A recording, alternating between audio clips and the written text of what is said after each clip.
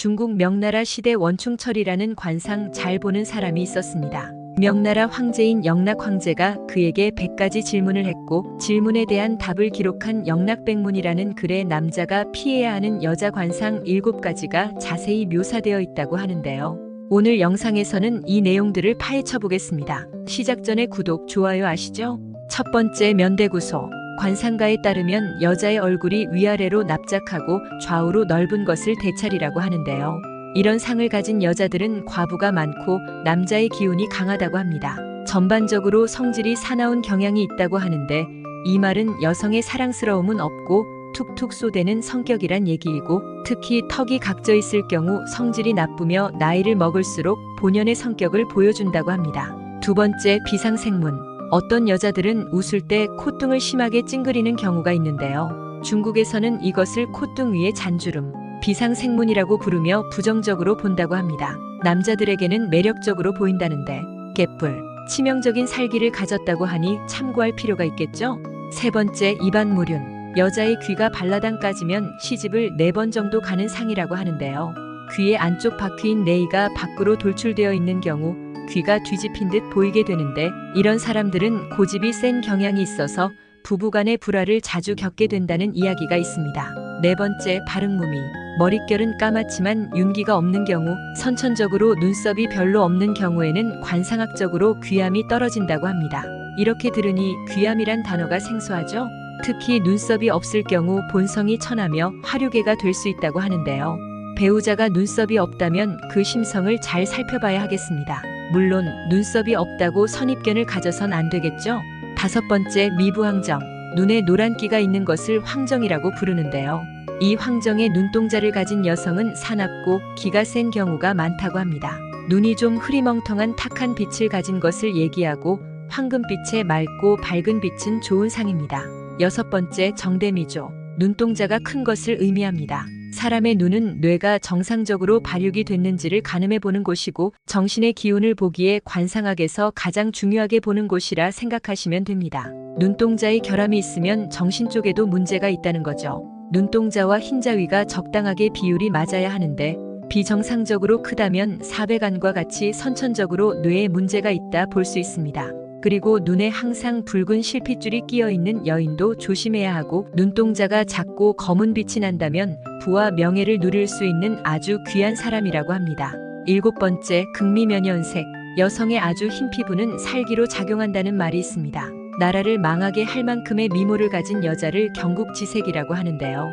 연예인 같은 아름다운 외모에 낯빛이 차갑고 은빛처럼 빛난다면 좋지 않다고 합니다. 이런 여자를 오살에 속한다고 하고 실제로 중국에서는 이런 여자들 때문에 나라가 망하는 경우가 많다고 합니다. 지금부터 잠시만 주목해 주시기 바랍니다. 제가 중장년 유튜브를 운영하면서 항상 강조드리는 게 바로 금전적 여유와 경제적 지식인데요. 행복한 노후, 황혼, 연애 등 사람들과의 관계와 노후에 대한 자신감이 바로 주식, 부동산, 재테크 등의 경제 지식과 금전적 여유부터 시작한다는 걸 아시나요? 노후에 대한 준비가 어려운 요즘 사회에서 살다 보면 집에만 계속 있게 되고 취미 생활은커녕 사람들도 만나지 못하고 연애할 형편조차 되지 않아 계속 고독스러운 채로 남은 생을 보내야 하나 걱정이 들게 됩니다. 하지만 경제적 여유가 있는 중장년층들은 운동을 하고 치장을 하고 철저한 자기 관리를 할 수 있는 여유가 있고 꺼릴 것이 없는 나이여서 편한 만남을 할 수 있기에 신체적 건강도 그렇고 마음의 건강까지 챙길 수 있기 때문인데요.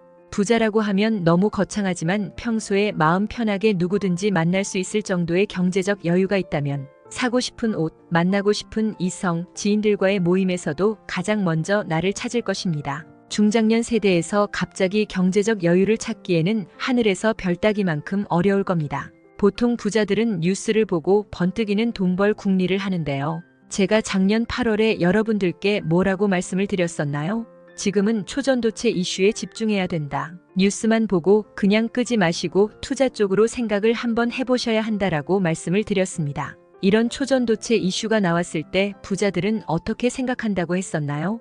초전도체 관련주는 뭐가 있는지, 어떤 종목이 가장 수익을 크게 주는지, 그리고 어디에 투자해야 돈이 몰리는지 자연스럽게 생각한다고 말씀을 드렸었죠. 그 이유가 뭐냐 하면 부자들이 봤을 때는 이 이슈가 곧 돈으로 이어지고 그 이슈가 나에게 돈을 벌어준다는 경험적 확신이 있기 때문에 부자들은 항상 이런 사회적 이슈를 관심 있게 챙겨본다라고 제가 말씀을 드렸는데요. 그래서 제가 2023년에 진행했던 구독자분들과 함께하는 주식으로 수익 내기 이벤트를 재차 진행하려고 합니다. 당연히 100% 무료로 진행을 했고, 여기 보시면 아시겠지만 제가 지난번에도 저한테 구독이라고 문자 남겨주신 모든 구독자분들께 이렇게 초전도체 관련주 중에 가장 급등할 확률이 높은 딱 한 종목, 많은 종목도 아니라 딱 신성 델타테크 한 종목을 여러분들에게 추천드렸습니다. 그러면서 여기 나와 있는 대로 정확히 얼마에 매수해야 하는지, 그리고 얼마 정도에서 팔아야 큰 수익을 볼 수 있는지 이런 부분들까지 여러분들에게 정확히 알려드렸었는데요. 지금 실제로 어떻게 됐나요? 오른쪽을 보면 아시겠지만 제가 7월 말에 문자로 이 신성 델타테크를 소개해드리고 나서 실제로 이렇게 주가가 10배 이상의 급등이 나왔습니다. 그래서 당시에도 굉장히 많은 분들이 제가 드린 이 종목으로 수익을 내실 수가 있었을 텐데요. 다시 한번 축하드립니다. 자, 이번에도 마찬가지입니다. 최근에 이슈되고 있는 게 자율주행 상용화이기 때문에 우리가 어떻게 생각해 볼 수 있을까요? 자율주행이 상용화되면서 가장 필요한 부품인 차량용 반도체의 수요가 굉장히 커질 수밖에 없다. 그럼 그 중에서 과거 자율주행 관련주로 크게 오른 전적이 있고 차량용 반도체 매출이 계속해서 증가하는 우리나라 기업들 중에 한 곳이 가장 크게 부각을 받을 수밖에 없겠구나. 당연히 우리가 이쪽으로 생각을 해야 된다는 겁니다. 자, 그렇기 때문에 부자라고 문자만 보내주시면 이번에는 차량용 반도체 관련주 중에 앞으로 대장주 역할을 하면서 주가가 가장 크게 급등할 한 종목을 구독자분들에게 문자로 종목명과 매매하는 시점을 모두 알려드리겠습니다. 그래서 여러분들이 여유로운 노후를 위해 주식으로 돈 버는 연습을 한번 해보시라 이렇게 말씀을 드리는 거고, 혹시라도 나는 주식을 하지 않는다 하시는 분들은 주변에 주식하시는 분들에게 추천을 해주셔도 되고, 아니면 연세가 있으셔서 투자가 어려우신 분들은 이 종목을 가지고 자녀분들에게 한번 사봐라, 이걸로 한번 수익을 내봐라, 이렇게 조언을 해주실 수도 있는 거겠죠.